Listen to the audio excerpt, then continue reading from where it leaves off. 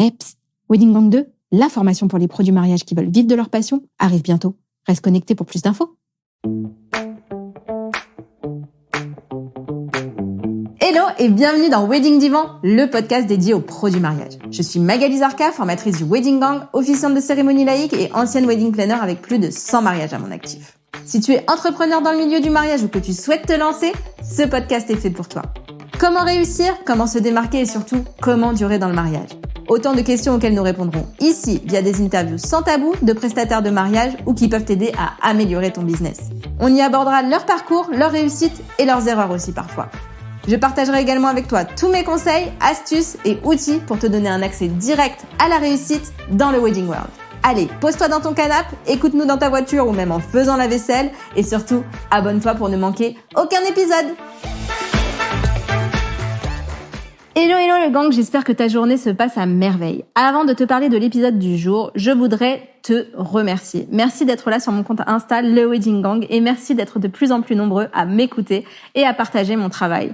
Si j'ai plus de 6000 écoutes à l'heure où j'enregistre cet épisode, c'est grâce à toi, c'est grâce à ce gang. Alors encore une fois, merci. Aujourd'hui, j'accueille le photographe Arnaud Delaunay dans le divan. Arnaud met beaucoup d'humour dans sa communication et je me suis dit que ça pourrait t'aider, qu'il te donne quelques conseils si toi aussi tu as envie de passer à l'action, mais que tu ne sais pas par où commencer. C'est parti pour l'épisode du jour. Hello Arnaud, je suis ravie de t'accueillir dans le divan. Bienvenue à toi. Salut Magali, merci beaucoup. Ça me touche beaucoup que tu aies pensé à moi pour cet entretien. Et c'est moi qui te suis sur Insta depuis un moment. Ça me fait très très plaisir de participer, vraiment. Écoute, on aura la chance de travailler pour la première fois ensemble le 16 décembre pour le mariage d'Héloïse et Emeric, avec qui j'ai fait un épisode d'ailleurs, si vous voulez l'écouter. Je vous remettrai le lien peut-être dans la description de cette interview. Et du coup, c'est cool. On se connaît pas encore vraiment, du tout. Mais on va travailler ensemble pour la première fois cette année, donc c'est cool. Enfin cette année, vraiment à la fin de l'année. Hein. C'est ça. Ce sera mon dernier mariage, donc l'équipe qu'il y a sur ce mariage est absolument ouf, donc. Ça promet. Voilà, je dis pas ça que pour moi, clairement, mais non, c'est pas moi. c'est voilà, surtout. Non, mais ça fait vraiment plaisir de travailler avec des gens qui sont rodés, qui sont habitués, qui aiment leur métier où ça laisse penser qu'on va être sur une journée qui sera fluide et avec qui on va passer du bon temps. Ouais, le mariage en petit comité en plus, j'ai hâte j'en ai fait très peu et vraiment j'ai hâte de revivre ça parce que c'est vraiment cool. Écoute, avant celui-ci, j'en ai un le 3 décembre où ils sont 11 personnes. C'est encore moins. Et celui-ci, on se retourne d'une trentaine, je crois, quelque chose comme ça. Donc, 25, je crois, ouais. Ouais, donc non, ça va être super. C'est clair. Bon, et pour les personnes qui ne te connaissent pas encore, est-ce que tu peux nous dire un petit peu ton parcours? Comment t'es arrivé à devenir photographe et photographe de mariage? Est-ce que c'était en même temps? T'as fait du corpo ou... Non, j'ai pas fait de corpo. En fait, je me destinais pas du tout à être photographe. J'ai jamais rêvé d'être photographe au contraire de beaucoup de mes confrères et consoeurs. Je suis pas né avec un appareil dans les mains. J'ai pas mes parents qui m'ont dit tiens, vas-y, voilà un super cadeau, machin. Non, c'est venu petit à petit. J'ai toujours bien aimé les belles images, les belles lumières, tu vois, dans les films, le cinéma. J'aime beaucoup le cinéma des années 70-80, donc il y a toujours des super scènes avec des lumières super jolies, des super cadrages. Et ça a toujours fait un écho. Et puis quand nos filles sont nées, je me suis, comme tout le monde, acheté un petit compact de merde avec un flash qui marchait 1x6. Et puis j'essayais de faire des petites photos sympas, mais voilà, sans avoir vraiment de talent. Et puis voilà, le virus de la photo a commencé à prendre de plus en plus en moi il y a quelques années, vers 2014-2015. Je me suis acheté mon premier réflexe en me disant, allez, là c'est bon, tu te lances, tu as vraiment envie de kiffer ça. Et j'ai commencé à faire des photos, des photos de rue, des photos de fleurs, de paysages, d'un peu tout ce qui me passait sous la main. Et surtout bosser la technique, essayer de comprendre comment techniquement faire une jolie photo, bien exposée, bien cadrée, tout ça. Voilà, donc ça a pris un peu de temps. Et quand j'ai commencé à partager sur Facebook mon travail, j'ai été contacté par une personne qui m'a dit j'aime beaucoup tes photos, j'aime beaucoup ce que tu fais. Ma nana est enceinte, est-ce que tu veux pas faire des photos de grossesse? Moi, je dis ok, vas-y, c'est une expérience, allez, pourquoi pas. Je voulais pas y aller comme ça au flanc, donc je me suis un peu documenté sur Internet et j'ai tapé, je sais plus, un truc comme séance photo grossesse. Et là, dans Google Images, j'ai découvert un monde qui s'ouvrait à moi, qui était complètement nouveau. C'était le monde des jolies photos. Et ce qui n'était pas du tout les miennes. Et là, je suis tombé sur une photographe qui s'appelle Agnès Colombo. Et donc, comme la nana est une championne en référencement au SEO, dès que je tapais photo grossesse, il y en avait 158 000. Et là, je me suis dit, ah ouais, d'accord, donc on peut faire des photos comme ça. Ok, donc je vais tout de suite essayer de, ce qui était peine perdue, hein. Je vais tout de suite essayer de coller à ce genre de photos, à essayer de faire des trucs cool, ce que j'ai absolument pas réussi à faire. Et puis petit à petit, voilà, avec les années, j'ai gardé l'influence des photos d'Agnès, même si ça colle pas à mon style, mais en tout cas, c'est vraiment, ça a été une référence absolue pendant longtemps. Et donc, j'ai fait les photos de ce couple, j'ai fait les photos de grossesse, j'ai fait les photos de naissance. Après, ils se sont mariés, j'ai fait les photos du mariage. Ils ont eu un deuxième bébé, j'ai fait la grossesse, la naissance. Tout ça en bossant à côté. Et puis moi, ça me permettait de m'y exercer et prendre goût de plus en plus à ce que je faisais. Et du coup, tu faisais quoi comme métier? Le dernier, j'ai fait plein de trucs. Je suis un vrai chat, j'ai eu 9 vies différentes. Et mon dernier job, en fait, j'étais responsable d'une boutique d'optique. Donc, je vendais des lunettes, des lentilles. Voilà, je décryptais les ordonnances, je servais des clients et je dirigeais l'équipe, en fait. Ok. Voilà. Donc, j'ai toujours bossé dans le commerce avant et puis aussi un peu dans la musique, ce qui me permet, en fait, d'avoir un peu des armes aujourd'hui pour assurer un suivi client, un service client sympa. Mais donc, voilà. À un moment, la passion que j'avais pour ce travail-là s'est arrêtée. Et j'ai été licencié de cette entreprise. Et en fait, c'est à ce moment-là que c'est ma femme en fait qui m'a dit, voilà, tu vas pas reprendre un job maintenant, mais ce que tu peux faire qui peut être vraiment cool, comme les gens aiment tes photos, tu te lances, tu fais photographe. Tu as du temps devant toi, donc tu te formes, tu te donnes 2 ans, tu te formes, tu te fais un joli site internet et tu essayes de t'éclater et de faire kiffer les gens. Et voilà, donne-toi 2 ans pour réussir. Et puis, si ça ne réussit pas, tu feras autre chose, c'est pas grave. Voilà. Et j'ai commencé à bien vivre de la photo. Ouais, merci, madame. J'ai commencé à bien vivre de la photo au bout de 16-18 mois à peu près. Et là, je suis dans ma 6e année. Ok. Et du coup, tu prends combien de mariages par an à peu près? Eh bien, écoute, la raison me ferait dire 12-15. Mais je suis les coups de cœur te disent. Voilà, c'est ça. Mon cœur me dit 26. Non, pas à ce point-là, mais ouais, autour d'une vingtaine. Ok. Et raconte-moi un petit peu si tu devais faire un bilan de l'année 2022 et une projection 2023, ça serait quoi? Alors, 2022, en un mot, intense. Plus de 20 mariages, du coup? Parce que déjà, les reports?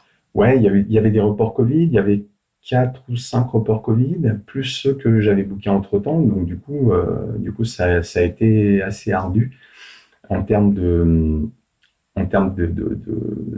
fraîcheur d'état d'esprit, on va dire, en termes de fatigue, en termes de gestion familiale, tout ça, ça a été un peu compliqué. Mais par contre, j'ai réussi vraiment, je pense, à accompagner mes mariés comme j'aime le faire. J'ai réussi surtout à m'éclater sur des mariages et je pense qu'il n'y a pas de secret. Quand tu t'éclates, quand tu es bien en lien avec et les mariés et les invités et les événements qui peuvent se dérouler lors du mariage, tu le sais comme moi, c'est ça au final qui va donner des bons résultats, des bonnes photos, qui va retransmettre l'essence même de ce qui s'est passé. Donc voilà, je sais que je mets 2 jours à m'en remettre après, mais en tout cas le jour J, je donne tout. Voilà, ça c'est hyper essentiel. Donc ouais, saison intense, mais hyper valorisante, satisfaisante. Ça c'est enrichissante. Enrichissante, okay. Ouais. Et 2023? Alors 2023. T'es complet, tu me disais en off. Ouais, complet depuis, je sais pas, depuis au moins 5, peut-être 6 mois. Ah oui. Chose comme ça. Ouais. Belle saison alors. Ouais. J'ai essayé de résister, dire non, je vais attendre, mais quand tu as des gens avec qui tu es bien aligné, tu as des coups de cœur, tu sens que ça match, bah pourquoi Faut attendre? attendre, ouais. C'est pas la peine, on y va les gars, 1, 2, 3, c'est parti quoi. Vamos. Ouais, vamos, c'est ça, on va pas attendre plus longtemps, gros coup de cœur mutuel, on y va. Donc voilà, et je veux bien continuer sur cet esprit-là pour 2023, du kiff, de la relation encore plus sincère et liée avec les mariés. Et puis surtout, arriver à m'écouter plus et définir un petit peu plus ce que je souhaite faire pendant le mariage. Le jour J, tu veux dire? Le jour J, ouais. Parce que du coup, là, avant, tu faisais plutôt en fonction de ce qui se passait. Maintenant, tu essayes de... Ouais, c'est ça, je fais en fonction de ce qui se passe. Et la question pour l'année prochaine, ça va être qu'est-ce que je fais quand il se passe pas grand-chose? Parce que ça a pu arriver sur des mariages, pas forcément cette année, mais sur d'autres années où tu vois, c'est un peu calme. Et ben, qu'est-ce que tu fais quand même pour amener des photos intéressantes et des photos qui racontent l'histoire quand c'est assez posé, assez soft et que ça part pas en vrille dans tous les sens. Donc ma quête, ça va vraiment être ça. Et puis me déstresser un peu dans le sens où j'ai vraiment envie de photographier un maximum de choses, un maximum de monde, mais j'ai plus envie d'aller à la quête de photographier pour photographier. Je veux vraiment saisir les instants qui sont importants, les moments en fait qui sont vraiment importants et pas ramener des photos pour ramener des photos. Et tu parlais de ta formation tout à l'heure, tu disais que tu t'étais formé à fond et tout. Qu'est-ce que tu as fait pour te former? Tu as fait des workshops, des formations en ligne? Ouais, j'ai fait 2 workshops, je crois. Donc un à mes débuts, un workshop avec quelqu'un qui est exceptionnel, qui s'appelle Jacques Mathéos, mais qui est plus ou moins à la retraite maintenant. Okay. Jacques Mathéos et Milena Perdriel aussi, donc les deux qui avaient fait un workshop ensemble, donc ça m'avait apporté beaucoup. Et puis j'ai fait un workshop en ligne avec Marie-Hélène de Madame B Photographie. Donc là, pareil, grosse prise de conscience, grosse révolution dans mon taf. Voilà, ça c'est les deux workshops que j'ai fait de mémoire. Et après, bah, je passe beaucoup de temps sur Internet, sur Insta, sur Pinterest, à regarder ce qui se fait ailleurs, ce qui se fait chez les collègues, ce qui se fait chez des photographes américains, américaines, qu'est-ce qui va coller à mon style, mon approche. Et je regarde pas mal de films, de séries, je regarde Danse avec les stars aussi. Ça, c'est un moment en famille Ça, sympa. c'est une inspi pour toi? Mais ouais, parce que quand tu regardes, tu sais, des danses, tu vois, la façon dont c'est filmé, les cadrages et surtout la posture, la gestuelle qui se passe à certains moments entre les danseurs, tu te dis, mais attends, mais je veux ça pour mes couples. Et hop, arrêt sur image, et ok, alors ils sont comme ça, comme ci, ok, super, ok, on prend. Trop bien. Ouais. On s'influence de tout ce qu'on peut, en fait, tu vois, la musique, les films, les séries. Oui. Alors, moi, je t'ai invité sur ce podcast pour parler un peu humour. Ah, humour. Parce que c'est vrai que je trouve que tu l'utilises beaucoup dans ta com. Et je voulais savoir si tu avais toujours fait ça ou si c'est venu avec le temps. Et puis, si c'était une des raisons, je connais un peu la réponse, mais une des raisons pour lesquelles tes mariés te choisissent. Ok. Alors, écoute, Allez, ouais. Allez, go. Non, c'est intéressant parce qu'effectivement, quand on débute en tant que photographe, on se dit, il va falloir communiquer, mais ça veut dire quoi? Est-ce que ça veut dire site web? Est-ce que ça veut dire SEO? Est-ce que ça veut dire Insta, Facebook? Et oui, il va falloir le faire parce que on est tributaire de la communication des réseaux sociaux. Donc non, clairement, j'ai pas débuté tout de suite. Je me suis pas mal cherché. Et j'ai pas du tout débuté avec des traits d'humour, avec ce que je pouvais être en fait à l'intérieur. T'avais peur de montrer ta vraie personnalité ou? Il faut déjà arriver à savoir quelle est notre personnalité et qui on est. Ouais. Donc ça, c'est un gros dossier que j'ai entamé là depuis quelques temps. Donc je suis celui que je suis aujourd'hui, mais peut-être que la semaine prochaine, je serai un peu différent, avec j'espère une meilleure version. Mais en fait, ouais, quand j'ai commencé à vraiment me chercher au niveau de la com, je me suis dit, voilà, il y a une résonance où je me suis dit, arrête de chercher, arrête de tergiverser et sois juste authentique, en fait, authentique, sincère. Et puis, à un moment, tu vas attirer à toi les gens qui te ressemblent et qui sont connectés à ce que toi tu renvoies. Et tu n'auras peut-être pas tous les mariages que tu veux, tu n'en auras peut-être pas beaucoup, on ne te contactera peut-être pas pour telle ou telle chose, ou ta personnalité ne collera pas, et c'est OK, pas de problème. Mais en tout cas, tu seras fier de t'être dit, bah, ça colle pas, c'est pas grave, c'est juste que humainement, ça passe pas de souci, mais en tout cas, je suis tel que je suis, en fait.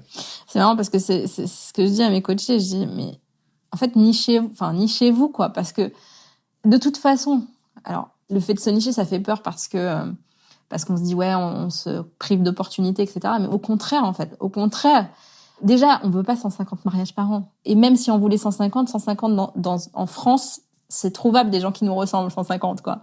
Bah oui, Mais là, on en veut 15, on va dire. 15, 20 max. c'est ça, c'est ça. Tu vas les trouver en étant toi-même, Mais, et en te mais nichant. oui, Il y a pas de... mais oui.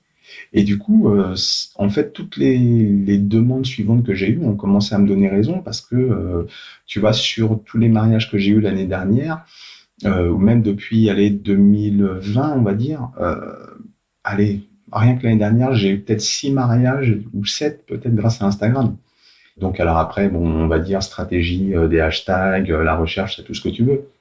Mais quand c'est du bouche à oreille, quand ça vient de gens avec qui tu as déjà travaillé ou qui te connaissent à peine, mais qui ont vu tes photos sur Insta en disant, ah bah lui, j'aime bien ce qu'il écrit, ou c'est marrant, ou c'est voilà, et ben, C'est bien vrai. sûr, C'est c'est un marrant. peu valorisant. Bien sûr, c'est un peu valorisant, mais surtout, c'est authentique, quoi. C'est comme ça, en fait, que je me ressens être par moment, quoi. Et bizarrement, à l'opposé de ça, je suis quand même quelqu'un d'assez introverti. Tu vois, en société, je suis pas toujours très à l'aise. Je suis, voilà, tu vois, je suis gêné même. Je suis beaucoup plus à l'aise, comme beaucoup de gens, derrière mon clavier, derrière mon téléphone, derrière mon ordi. Donc, Je sais pas si... Parce que moi, j'ai des copines, tu vois, qui sont beaucoup plus à l'aise en société, alors que devant leur écran, elles ont l'impression qu'elles parlent à personne, que tu sais, qu'elles parlent toutes seules devant leur écran. d'accord. Donc elles sont... c'est l'inverse, en fait. Elles me disent, moi, j'aime pas les réseaux, ça me saoule. Ouais. Ben, ouais, mais en fait... fais comme si c'était des gens en face de toi, parce qu'en C'est fait, c'est ça. des gens en face de Mais toi. Tu vois. tu t'adresses à des gens, tu t'adresses pas enfin ouais, tu t'adresses à des gens qui ont une importance, en fait. Moi, j'ai du mal à me dire que voilà, j'ai une communauté, parce que j'aime pas trop ce terme-là, mais en tout cas, tu vois, des gens qui sont un peu attachés à ce que je véhicule sur mon Insta, et ben voilà, ça me fait plaisir de dire que je vais montrer un truc qui me fait qui a une résonance en moi, qui me fait plaisir, et peut-être un peu avec bonheur, si ça arrive, bah, ça résonnera chez eux aussi. Complètement. Complètement.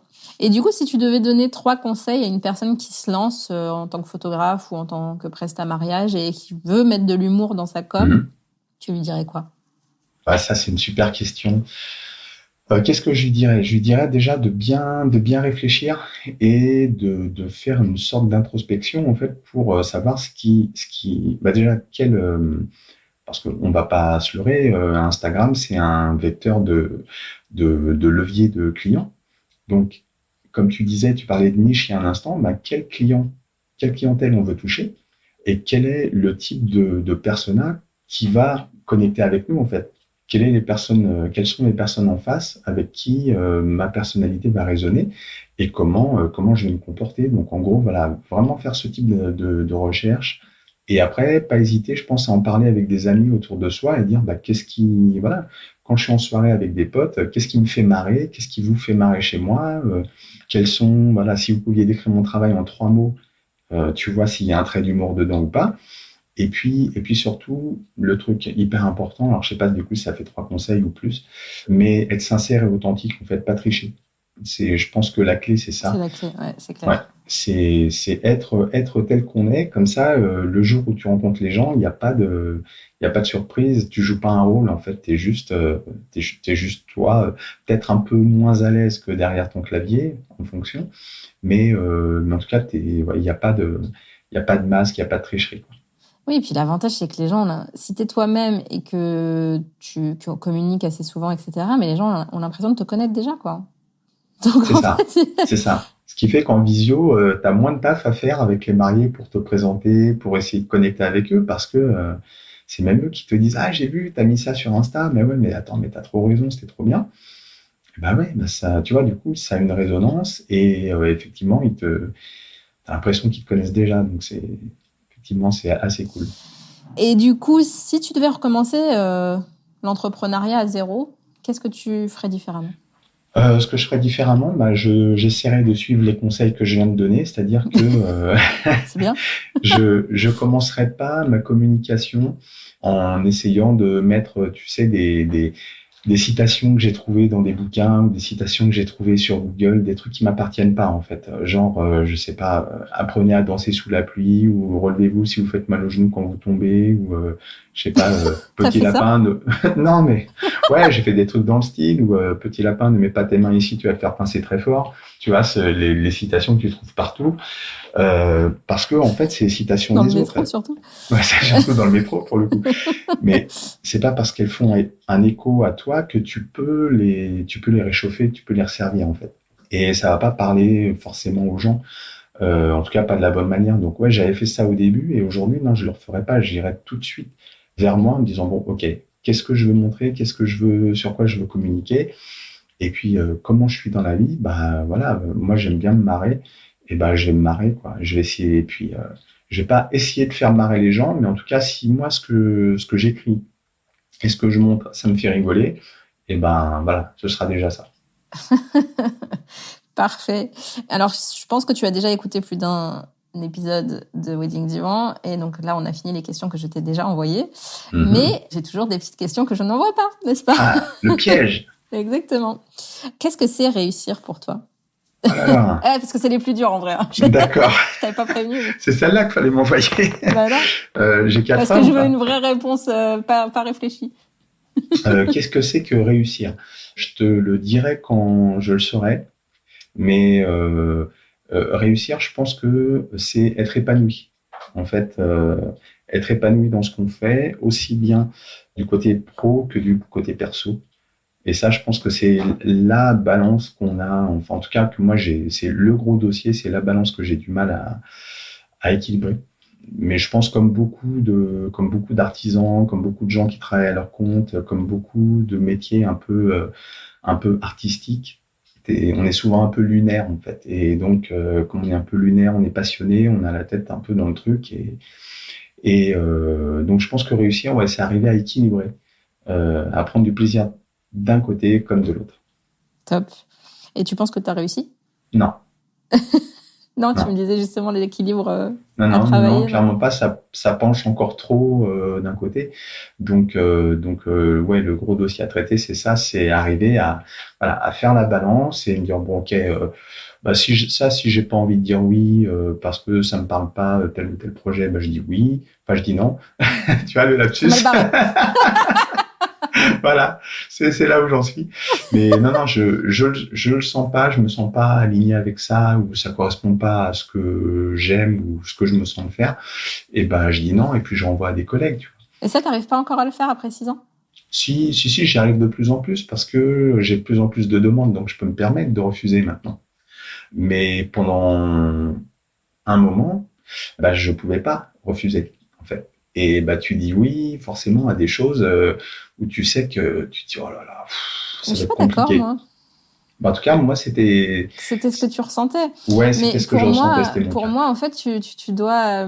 si tu dis non, tu vas te déchirer encore plus pour avoir d'autres opportunités derrière. Ça, je suis d'accord, mais je m'en suis pas aperçu de suite, Ouais. tu vois. Et, Ouais. et il m'est arrivé, comme beaucoup de gens, d'aller au boulot où t'as pas envie d'aller bosser, quoi.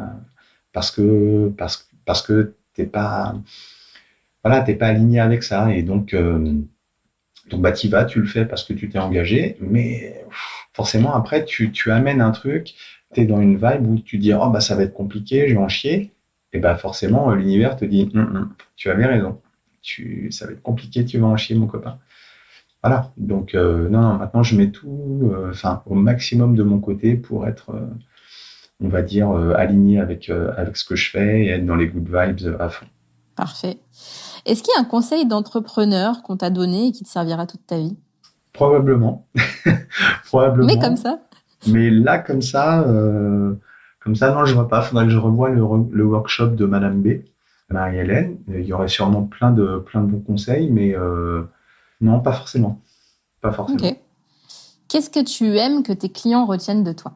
Qu'est-ce que j'aime que mes clients retiennent de moi? Ce que j'aime, en fait, c'est m'investir. Tu vois, si on parle de mariage, par exemple, j'aime m'investir dans la journée et j'aime sortir. En fait, j'aime montrer aux gens qu'on peut être photographe de mariage et, bon, pardon pour les photographes, mais ne plus faire des photos comme en 1987. Et souvent, sur des mariages, il y a des photos traditionnelles, il y a comment se comporte un photographe, ou en tout cas l'image qu'on a de ce qu'est un photographe de mariage.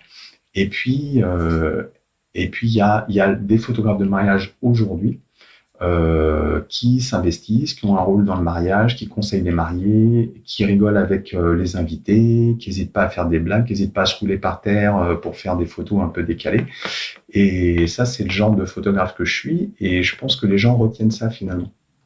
C'est bien parce qu'en fait, à chaque fois que je pose cette question, on ne parle pas de technique, tu vois. On me dit pas que je fais de belles photos, par exemple, tu vois. On parle plutôt des qualités humaines, tu vois. Je pense que enfin, c'est pas le secret, mais en tout cas, quelque chose qui est vraiment important, c'est l'investissement. L'investissement. Des futurs mariés, quand ils me bookent, ils investissent financièrement, mais comme ils vont investir dans leur mariage, ils ont un budget, etc., qui vont exploser la plupart du temps. Mais quand ils me choisissent moi, ils investissent non seulement dans des souvenirs pour une vie, mais ils investissent en moi. Ils investissent dans tout ce que je suis, dans tout ce que je représente et toutes à la fois les qualités humaines et à la fois surtout mes compétences. Et c'est ça, en fait, je pense que je vais leur apporter et que pour l'investissement, il faut que je sois à la hauteur de ce qu'ils ont misé. Parfait. Et qu'est-ce que tu aimerais qu'on retienne de toi dans la vie? Mon épitaphe. Tout le monde me dit ça. Tout le monde me dit ça. Pourquoi pas? Allez. Ouais, peut-être que les gens se disent bon, il était cool. C'est bien. Ouais, c'était cool. Ouais, non, pas il était cool, mais plutôt c'était cool. C'était cool comme expérience. Ouais, c'était cool de te connaître, c'était cool comme expérience. Bah, écoute, en tout cas, cette interview était très cool. Merci beaucoup. Merci à toi. Et je te dis à très vite pour le partage. Et j'ai hâte que les gens écoutent. Et ben, moi aussi, j'ai très peur, mais j'ai hâte. Mais non, c'est top. Merci beaucoup. Merci à toi pour ta confiance. À bientôt. Salut. Et voilà le gang, j'espère que tu auras toutes les clés pour mettre du fun dans ta com grâce aux conseils d'Arnaud. Si l'épisode t'a plu, tu sais ce qu'il te reste à faire. Partage-le autour de toi et si ce n'est pas déjà fait, mets 5 étoiles à Wedding Divan sur Apple Podcast ou Spotify. Un grand merci à toi et à très vite pour le prochain épisode.